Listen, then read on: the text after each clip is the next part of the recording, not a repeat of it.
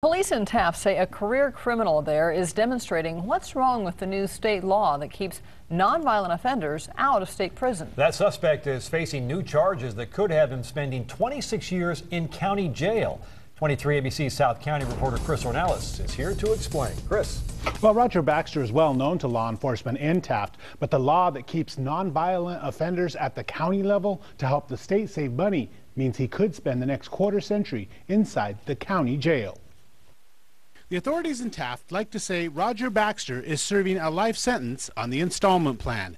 He's never been given a life sentence, but he's been in and out of jail and prison so often he will end up spending most of his life behind bars. Baxter has 4 prior drug dealing convictions, but none of his convictions have been serious enough to get him a strike under the state's 3 strikes law.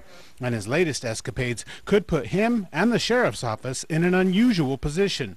Taft police say Baxter was set to get a 9-year sentence, but was out on bond when he was busted selling drugs near Taft High School. Police say he bonded out again and then never showed up to court. He failed to appear in court, and the judge issued a warrant for his arrest. Taft police picked up the 65-year-old over the weekend. The deputy district attorney for Taft says altogether Baxter could face 26 years.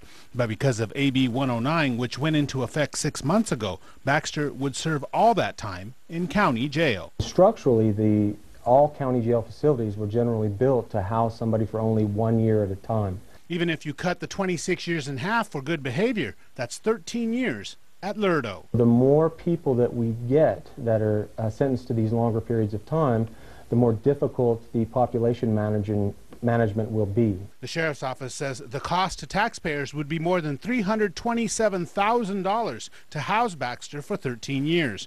But overcrowding means even if Baxter is convicted, he'll only serve a small fraction of the full sentence. We'll be fortunate to see if violators are actually serving a quarter of their time in county jails.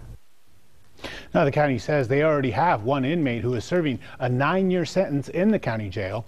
Meanwhile, Baxter will be back in court on April 16th. In studio, Chris Ornelas, 23 ABC.